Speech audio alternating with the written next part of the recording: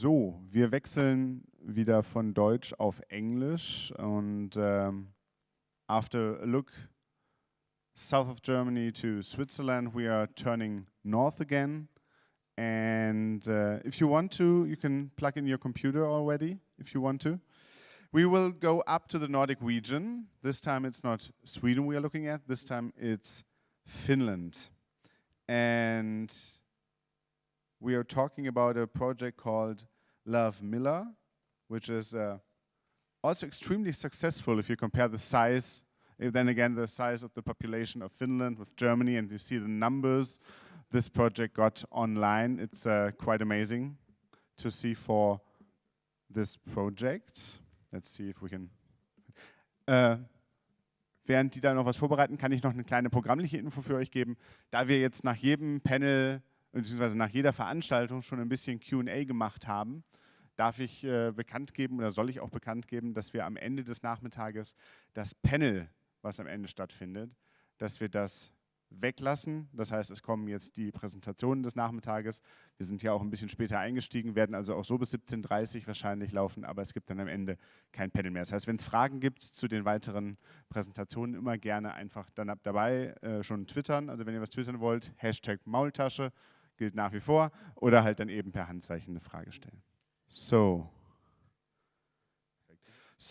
then I would say a warm welcome to two guests from Finland. We have Hyppe Salmi, executive producer, and Jani Pösö, executive producer and writer. So say the stage is yours. Here you go. Thank you. Thank you. Hi everybody, my name is Hyppe Salmi and I'm working in YLE, which is a Finnish broadcasting company. It's a public service company, so we are not talking about money today.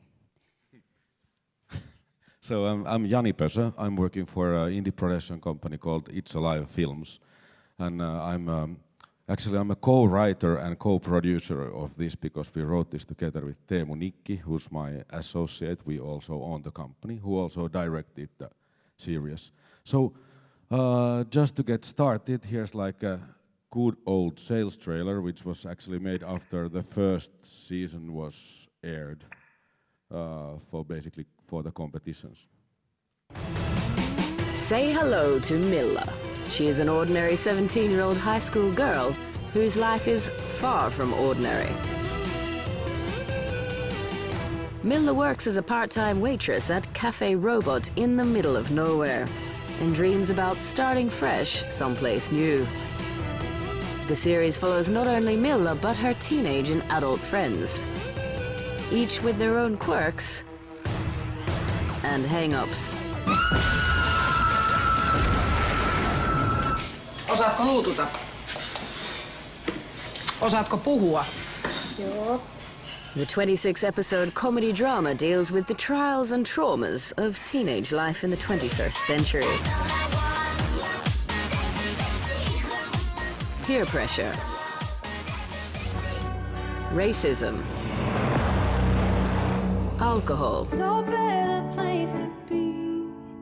and the usual awkward situations. It's a cross-genre roller coaster with a little sci-fi thrown in. The 3 to 7 minute episodes can be viewed easily on various devices with an emphasis on online viewing.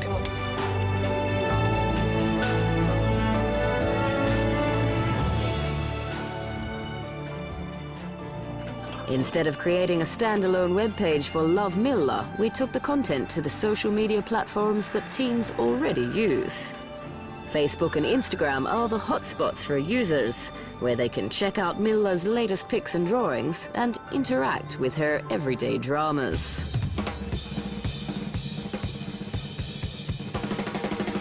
Milla has made friends fast. In late May of 2013, she made her Facebook debut, and by the end of June, she had over 30,000 likes. Cafe Robot ei ole ihan tavallinen ravintola. Episodes of the series have attracted more than 4 million views, even though there are less than 500,000 teenagers in Finland. The series itself is on hiatus, but in social media, the story goes on. Lovemilla.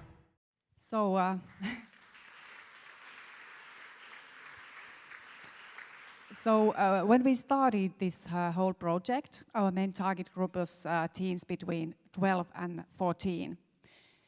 But soon we realized that there may be some others that would share this show. And so there were, because in Finland we have less than 200,000 teens in this age group. And as you can see, the views were more than 8 million. So there had to be some others.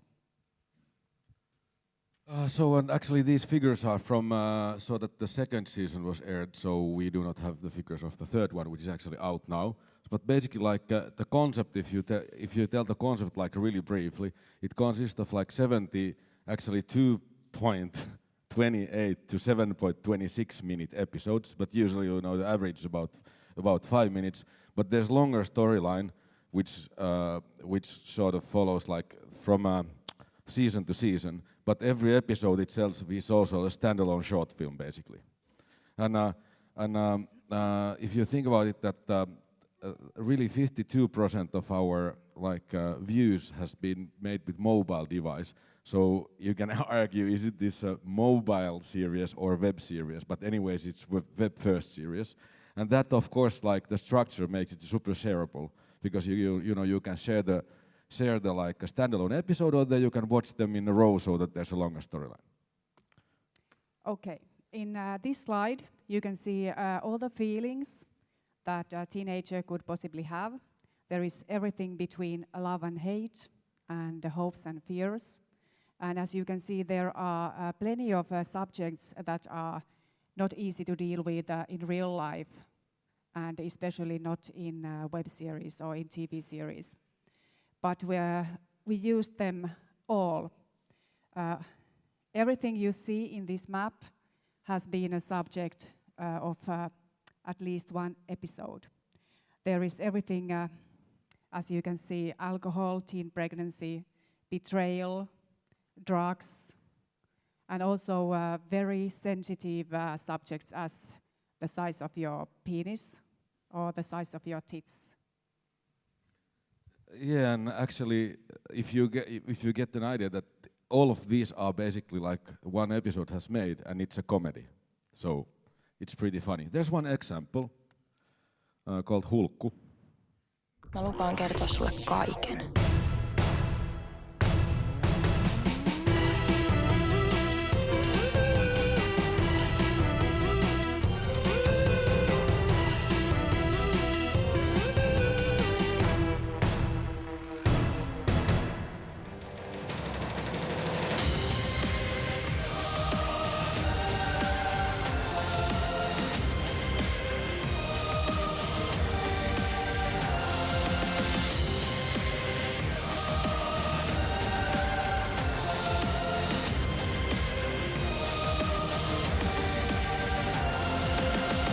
Tuonne tarvittaisiin viinileikettä.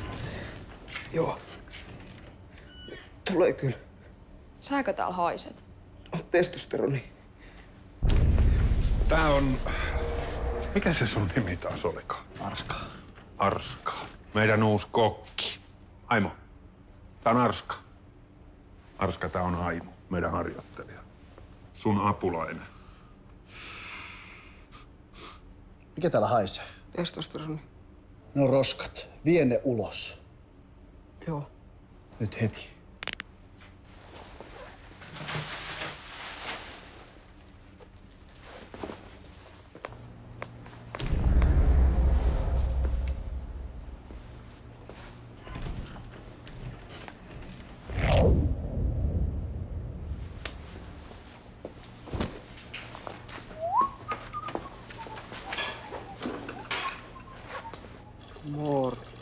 Muskle.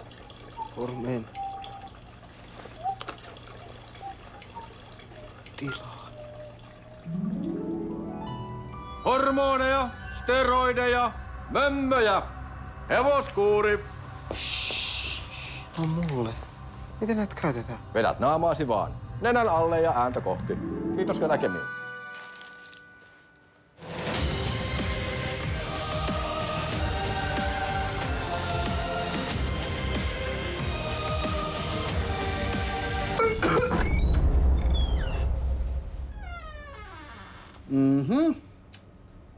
Haluuko Aimo isoksi? No joo. Noin muuten toimii paremmin suppona. Suppona. Niin tunge niitä hanuriis. Nää kaikki. Hanuri. Joo. Toimii muuten paljon paremmin, jos laitat liukkariin siihen. Ei muuta kuin peppuun vaan.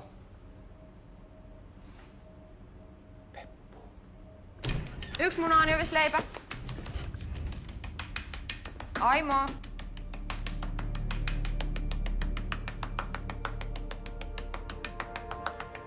Aimo. Onks kaikki hyvin? Miten niin? Sä oot jotenkin kalpea ja hermostunut. Kaikki on hyvin. Kaikki on hyvin. No yksi muna-anjovisleipä sitten, kiitos. Muna. Se on paljon protskua. Niinku rahkassa. Väärässä rahkassa. Hyvä. Iso. Muna.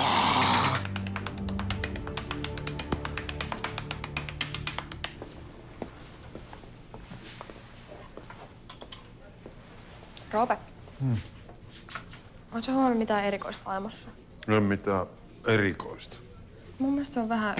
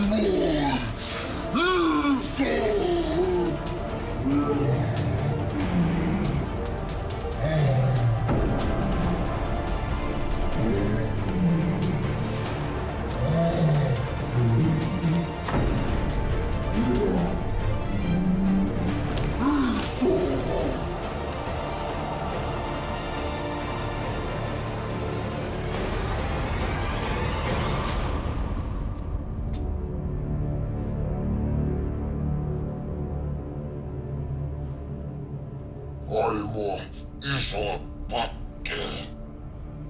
Aimo, mitä sulle on tapahtunut? Aimo, iso.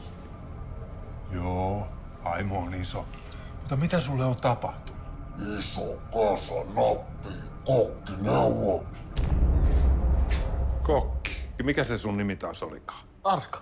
Sä sait just kenkää. Lähde mene. Okei.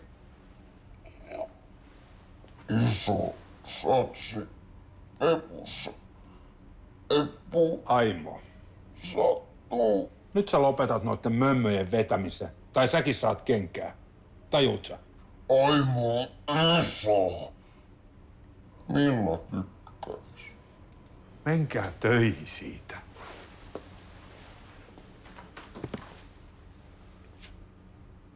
Mä tykkään susta kyllä enemmän tavallisen kokoisena.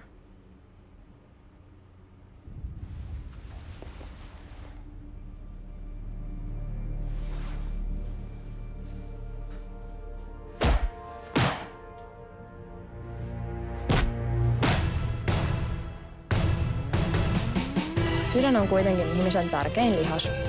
Lovemilla.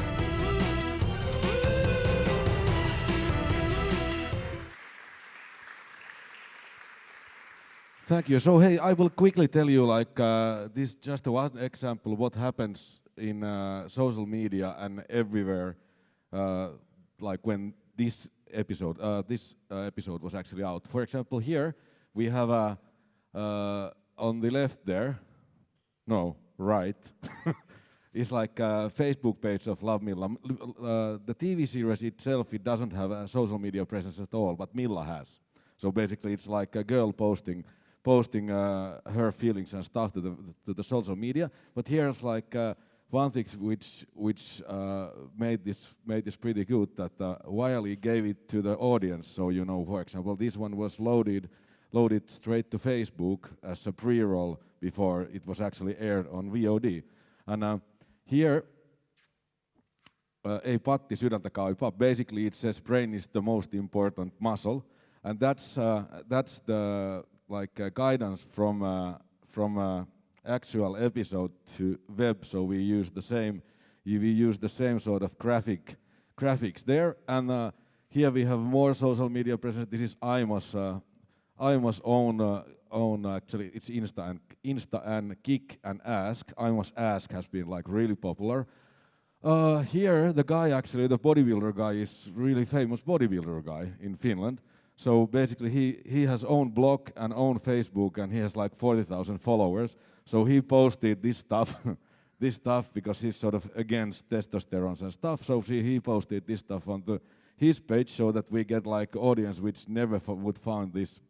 And here's again like just like some stuff which was posted on Facebook about this particular thing, and of course the discussion is like sort of always on. That's something which we've been doing with this. And to make it a little bit more complicated. Yes, this slide shows us how we were publishing the whole show. We had 3 seasons, and there was about 1.5 years altogether. So there were several months between the seasons. So we have to keep the audience involved. And that needed real interaction with the fans. That wasn't just publishing something in social media. It needed a real good backstory and a great script in the actual drama, which Jani is going to tell us more about, being one of the authors. Yeah, this is like funny. Now 2.5 minutes and 3 seasons. Every season has like 25 5-minute episodes, so try to keep in track. This starts so that Milla starts working in Cafe Robot, which is in only place where kids can hang out, in a place which is in the middle of nowhere.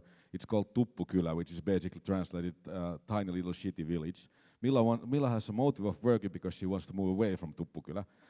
So she gets the job because the girl who worked there before has disappeared. Nobody knows where she is. She starts to work there. All the friends hang out there, especially like Aimo, the guy who was Hulk there. Like she's from the start, she's in love with Milla. So in the end of the first season, it turns out that Cafe Robot is really not the most ordinary cafeteria. The guy who keeps the cafeteria is actually a robot, and there's a teleport to the future at the toilet. And then it's the end so that Milla jumps into the future. And then right after she jumps in the future, she starts posting from the future. And future is just something, places which you cannot recognize, skylines which you do not recognize. It's not like nothing flies. Actually, there's the final episode at the first season, there's flying cars when she opens the door, but that's the only like sort of what we show from the real future. It's a metaphor for something that you go to study or move away from your parents or something.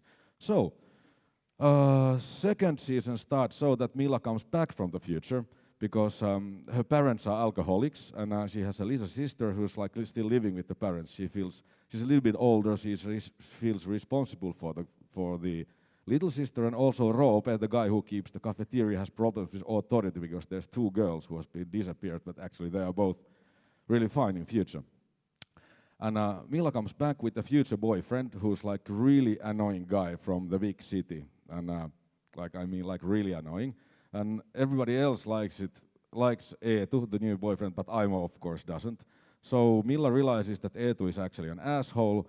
He kicks him back to the future with the assistance of Roope, and realizes that Aimo is actually a pretty good guy. And then they agree that their first kiss is on New Year's Eve. And just before they are about to kiss, Aimo drives to get to the liquor store, but there's officer mayor called character who has poisoned the ball, the punch I'm been making. So at the same time when at the New Year's party, everybody who's at the party starts to puke in the cafeteria, Aimo pukes in the car and dies in the car crash with Saku, his friend. So first season we ended so that the main character went to the future, and the second season we ended so that the other main character died. And then like social media and everything went like black, and it was published on New Year's Eve. So after a couple of days, suddenly there's some life there, and Aimo is suddenly alive. He posts something. Milla posts something from hospital, and nobody knows like why she's alive. So then the next, like the third bridge here, we tell the story of each 5 characters, that what they are now doing. One is in army, the only gay in the village went to army, somebody went studying and so forth, and Milla is taking care of Aimo so that she's going to be good again. Okay, then the third season starts in the situation that Cafe Robot is closed because of the events from the second season. Milla and Aimo have started a new cafeteria called Sakun Grilli to honor their like a friend, and they work there and they are together. And everything else is pretty good, but Aimo is wearing leather clothes because they cannot touch each other. And there's something fishy going on, or everybody is thinking, especially the new youngsters who now hang out at Sakun Grilli. And then it turns out that the robot has waken Aimo up from death, and Aimo is so full of electricity that they cannot touch, they cannot even kiss. And then it ends so that they get their final kiss. And the final episode is actually a musical. The thing is that like every of those episodes the style can vary whatever. We have horror films, we have musicals, we have whatever, and actually we also have a silent film. Yeah, silent film is the next one, and this is like now like how it was written, how it was published, and then this love here can also mean it means Aimo's and Milla's kiss, but it also can mean feature film which will hit theaters on February, which we already shot. The picture was locked last Sunday, but that's another story. But anyways, it's based on this, but you can watch it, standalone too, or then it's a format which we are right now writing for about Lovemilla, which was first time now publicly sold in a MIPCOM. But here's the silent film.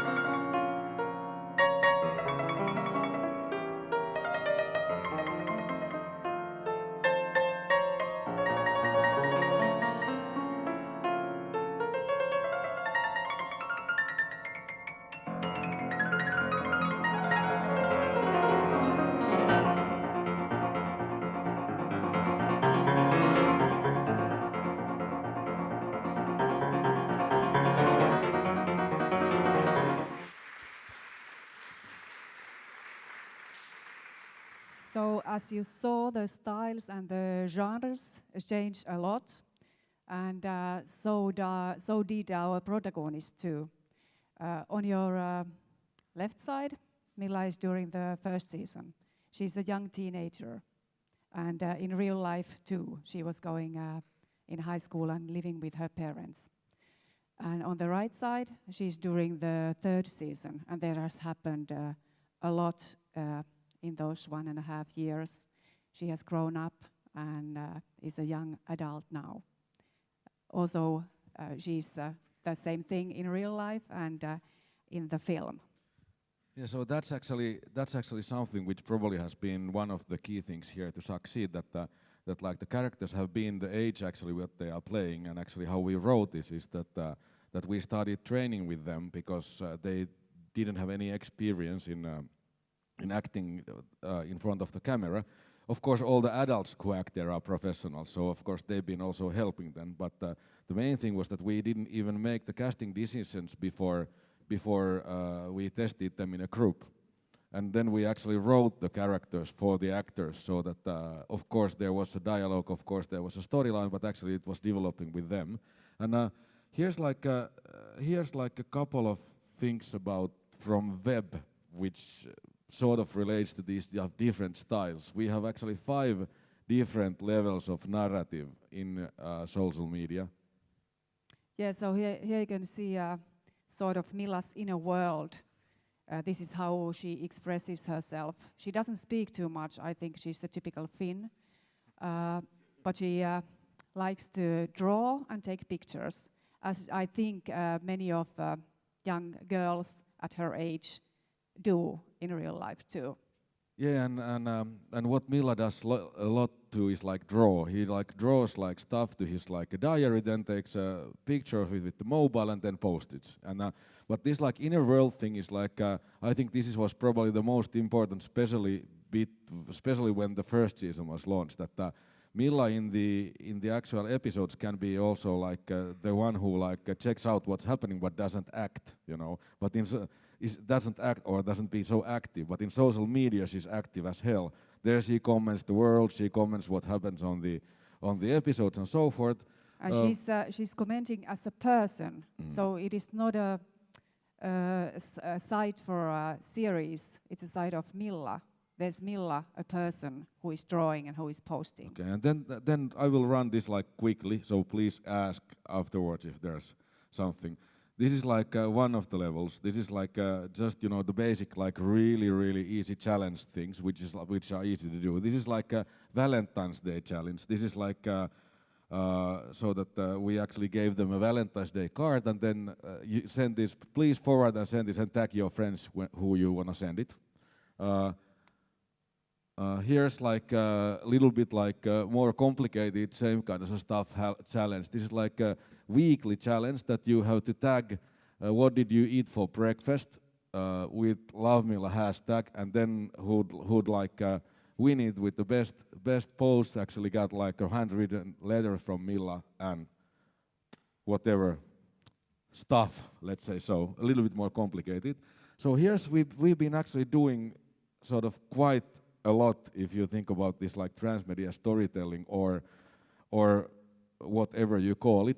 Here on the right side is like actually there's in the third season there's like one episode which is based on fans' script. That was a competition for it, and then there's actually one episode where Milla's fans are acting, and their role is being a fan. So it's like a meta thing, and this is like something in between like storyline and inner world. This is like it's like we were born sisters and we grow to be friends, because like the sister has been like really angry for Milla to go to the future without saying anything. When she comes back, of course they hate each other. You know, there was also a profile called Hate Milla, which sort of commented Lovemilla. That was Minka's sister's profile. So this takes thing from the storyline, but still it's like the teenage drama thing which quite many people are experiencing. And here's two posts which are basically after second season was aired, what has happened after that? That's Milla's notebook when they are with Aimo in Lapland, when Aimo is like still having a still not like good enough, but they are not, well, she's taking care of him. And this is like Amperi, their gay friend who went to army after second season. Ooh. So here are a few learnings about the two seasons. We don't know anything about the third yet. It just aired a few weeks ago. So at the first season, fans followed Milla daily from 2 to 3 different sources. And that's, to my opinion, it's quite a lot. And the fans have tried at least 4 different ways of following Milla or posting to her or anything. And during the season 2, even 1 month after second season, the fans still visited 3 different places daily. So that's quite a lot. And what is important to YLE as a broadcasting company is that at the first season, most of the people were watching Lovemilla from YouTube, but during the second one, they were following Milla mostly from Yle Areena, which is our own VOD service. So in a way, when we, at the first season, we gave the freedom to the fans to follow it from where they wanted to. So during the second, they came to us to see Lovemilla. Yeah, and then the summary part of this. One of the key things, like, you know, courage and content. If you think about this, how this was sort of marketed, it was marketed so that everything we've done is content. So that, like, basically, in my opinion, like pre-rolling the episodes in mediums which are really not suitable for a TV company to do. You know, putting the things on Facebook and wherever, so that actually you gave up the rights. That's courage. And also, like, the subjects what we've been dealing with have been like really sort of heavy. For example, this particular photo is from the episodes where Aimo and Amperi, they bet one Wiener Schnitzel that whose dick is bigger, and then they go to toilet and then they wank. And then they measure who has the bigger dick. You know, the ultimate male competition. And then what happened with this one was that actually one guy from Parliament saw it and raised discussion so that actually they watched it on Parliament. A discussion about age limits and stuff. And what then happened that, of course, like, everybody was on our side, and it was a PR victory. Like, the main newspaper quoted it with the link, to YLE's Arena to watch it, which of course made quite the peak for it. And then, like, for example, this like sexual equal rights organizations like came to our side and write columns about it. Pretty good. When you have courage, you get like quite a lot of marketing. And then, like, the super shareable part of like having short content, but how I see it, which has also been like so nice, you know, when we wrote it, that actually it's written so that all the episodes are standalone, so you can really share it like this. All the Facebook and every social media stuff, which of course is super shareable, but also you can watch them in a row. We call them like Milla marathons, so that it's like 1.5 hours or something in a row, and it's easy to consume like in different ways. And also you can watch the episodes like from the end till the first one. And I think it's also very important that all the episodes were not equally long. Yeah. So if the story needed more time, you could take it. It doesn't matter, because in the internet you have all the time you need. Then this is probably like a quite important fact. Like we've had, of course, it cannot be like 24/7, but Milla has been like really active. If someone sends Milla a private message, Milla answers. So basically, I'd say that that's you know the best part of storytelling here. Of course, she cannot answer like every request because it's like I think it's now like 60,000 fans if I remember correctly. More than 60,000. Yeah, and then and Instagram is as active as Facebook. There's not that much fans, but it's like even more active actually, and that's something that, especially when you are dealing with the hard subjects, you have to remember that, you know, social media means discussion. It's like, what would you say if you'd like discussed with a teenager friend who's sitting there? What would you say to him or her when she has problems? So that kind of a discussion is something that it's like, I think that's like, you know, it's really good that we've done it so that this kind of a thing exists, because I think we also like helped quite many people, which means that it's nice to be on the good side.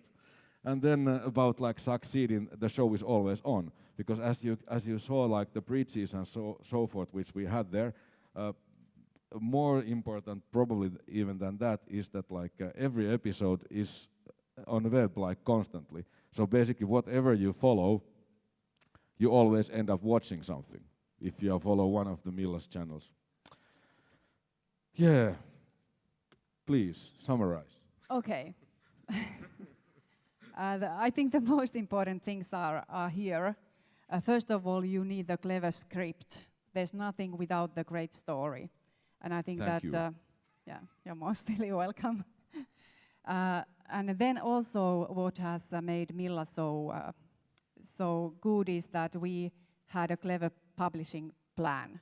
Well, actually, we had many, because during these 3 seasons, we have tried all the different strategies. So we also have always find something new and learn something. And then the third thing is that the social media presence was really super active. And that's also why we were talking about Milla as a person, because then when you have a person, you need to be answered in a different way than if you have a TV series. Then you understand that they have a working time and working limits. They are not there all the time, but when you are talking to a person like Milla, you suppose that she's there and she answers. And then also this shareability, as we were talking about earlier, it was very easy to share. And actually some of the episodes were so great that I think that you had the urge to share it. So you wanted to share it to your friends, like when you hear a great gossip or something like that. You just need to share that. And the most important thing is that Lovemilla has a big heart. We are on the good side, as Jani said. We feel that we are doing important things to the teenagers, and the story has very much emotions in that, and also all the main characters are very human, vulnerable, sensitive, and they have a big heart too. Oh, here's final example of. Mä lupaan kertoa sulle kaiken.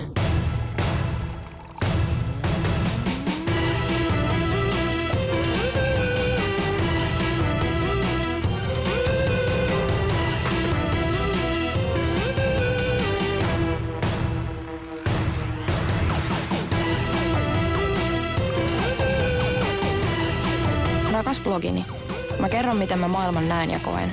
Ja mä lupaan kertoa sulle kaiken. Lovemilla. Taitaa olla myöhäistä kevättä ihmisillä rinnassa.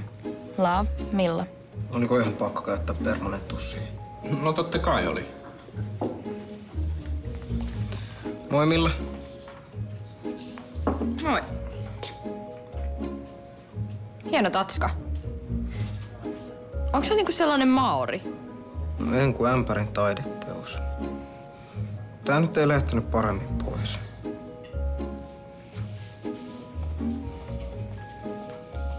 Mitä sä nyt siinä virnuilet? Mulla on vaan yksi juttu. No mikä juttu? No yksi vaan.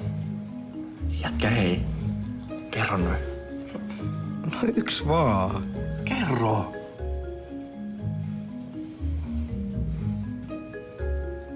No mä oon ihastunut. Kehen sä oot ihastunut? No yhteen vaan. Lopeta. Kerro. No Millaa.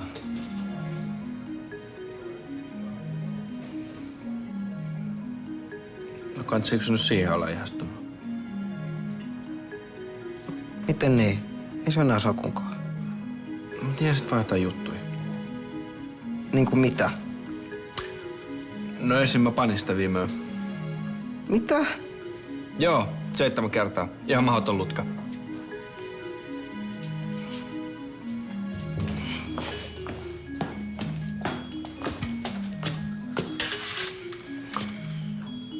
Et sä ollut eilen sun enolla syysmässä? Olin.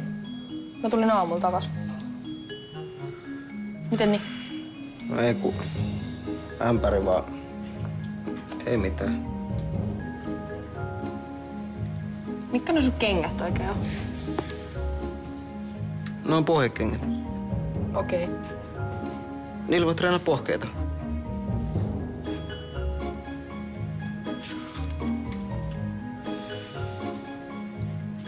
No.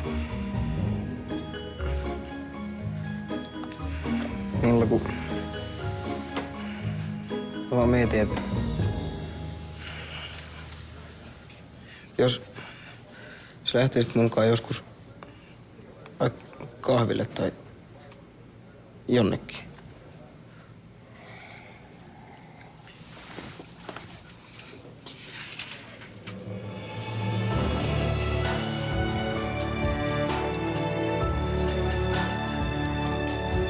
Mä sä oot ihan supermahtava tyyppi, mut...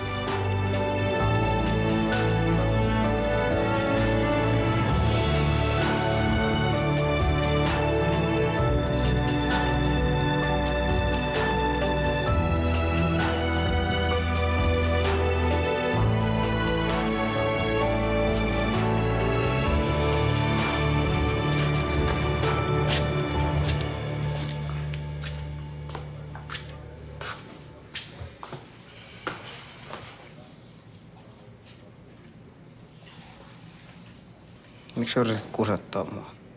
Se on vaan kun mäkin oon ihastunut. Vai milloin? Tai en mä oo ihastunut. Mä oon rakastunut. No mulle se sanoi ei, et... Anna mennä vaan. Tai...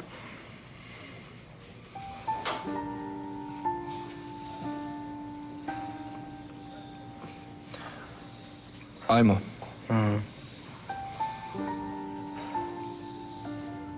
Mä oon rakastunut suhun.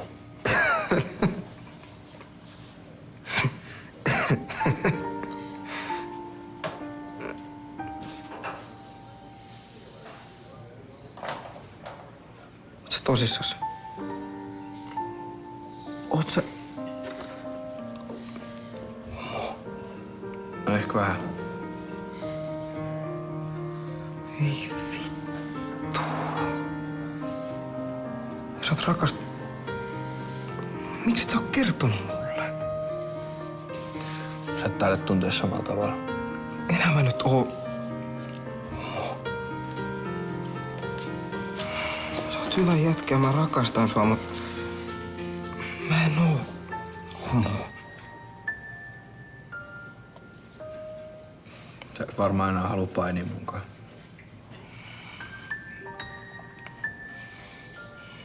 Totta kai mä painin sunkaan. Kuka sanoo, että ei vaan paneta liikaa? Noin, no mä vähän panettaa. Vai niinku 7 kertaa?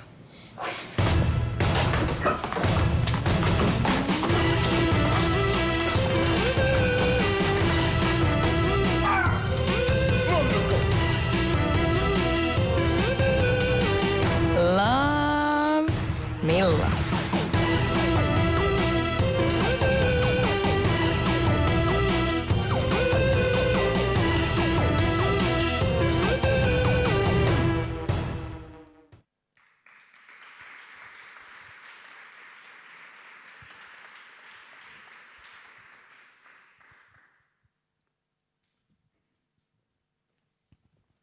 Wow. Well, This is a public broadcasting company for teens. okay, it is perfect. I mean, now you have 3 seasons. You are preparing a feature film. It's got so big, but when it first started, how did you decide to do this project? How went the pitch? I mean, how got this all happened in the first place?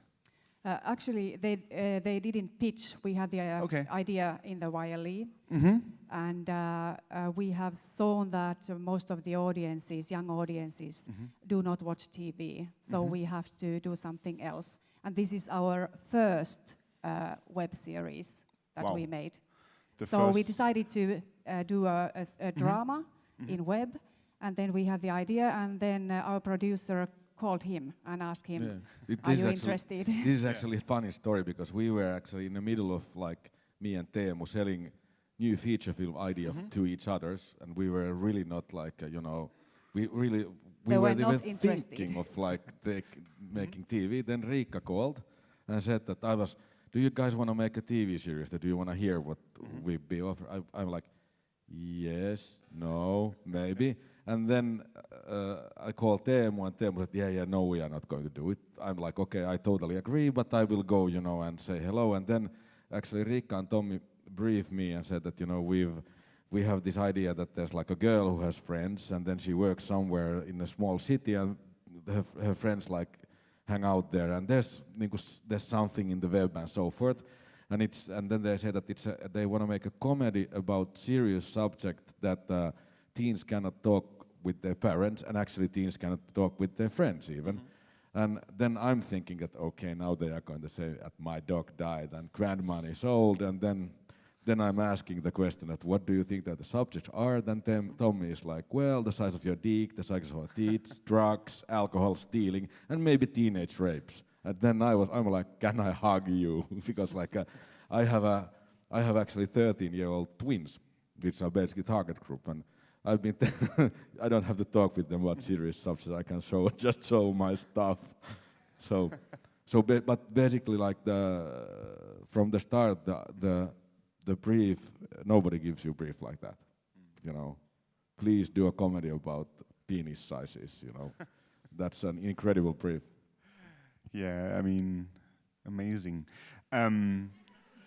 It is that the public broadcaster is saying, well, let's do it. Let's try it. Coming from a traditional like production company and television production, how much more work is the creation of the whole of the social media environment? I mean, I guess you can produce a season for a video for the web series, but then again, the social media accounts they must have been like year round. Well, do you mean writing or in? Yeah, I mean like the Instagram accounts, the Facebook accounts. You need quite a manpower to do that, I guess. Well, yes and no. We were pretty effective. It's like the thing is that both from broadcaster's side and our side, like there's like everybody who's been involved has been doing quite a lot of stuff for social media or web series or whatever sort of thing. So basically, how we did it is that. First, when we wrote the first version of the scripts, we actually wrote the wireframe of the web narrative so that it stops like, was it like month after it was sort of, aired in web, and then we check out what happens. And then after that there came like a sort of social media manager team / web strategists whom we then like develop it together. But I'd say that if you count it by hours, it's probably so that the production company, and then there's like probably as hours like one guy who's been doing everything as hours. It isn't actually that much. Okay, but I mean the series comes in seasons, but the social media accounts are played year round, right? Yeah. There's like content like all year round. Yeah, it has been, but now the third episode is going to be the last one. Ah, okay. Yeah, definitely. Okay. But actually about that social media thing, that I think we were quite effective because like, for example, another Riikka who was working there from the beginning, is like she's graphic designer / social media manager / illustrator. And then I'm like writer / whatever, and then former creative director. So basically then it was really easy, easy and fast, just like throw the ideas, and then Rick goes, oh, I will draw it, and then it's actually done. So that's why it was so effective. If you think about as a process, it's like really picking up the right freelancers if you want to do it with a limited budget. And it was a limited budget. It was a very low budget project. And I also think that, especially during the first season, everybody was so in love with the project that they did some extra all the time. They did something because they wanted to do, not just only because they were paid to. Okay. Are there questions from the audience, from you? Any question? Then one more question from me. Is there? Oh yeah, Michael. I think the microphone is coming. Just a second. Thank you. I really like the show, and I like the silent film version. What inspired you to do that, to do a silent film? Sorry, I didn't get it. What inspired you to do a silent film version of your show? When? Or what was the inspiration? I don't understand. Can you? Inspiration? Yeah. Oh, sorry, I didn't get it. It's okay.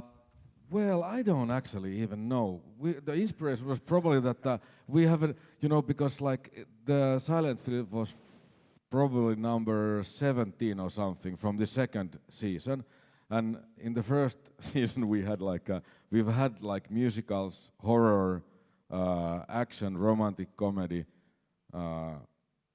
There were so many genres that I think that was the only one that was missing. Yeah, Epoch we didn't do because it's so expensive. but then actually we were thinking for the first season already that should we do a silent film without it looking like a silent film. But then we actually when we realized that this genre happiness, it's like that people love it. So why not to do it properly?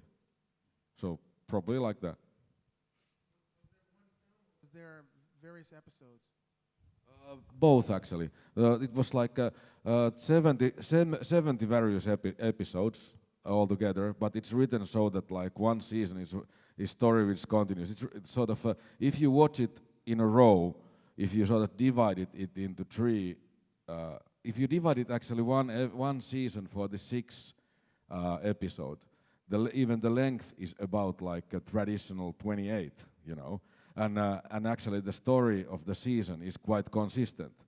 Even what is in that traditional sense a little bit weird if you think about storytelling is that we ended up so that the main character disappears. Then we end the second season so that another main character dies. That we sort of put each other in a shitty situation as writers. But actually there wasn't even a plan. We were just thinking that it's funny. Don't tell me. Okay, so Hyppe and Jani, thank you so much for coming. Thank you for presenting Lovemilla, and all the best for the feature film and hopefully for wherever it may take you in the future. Thank you. Thank you. Thank you.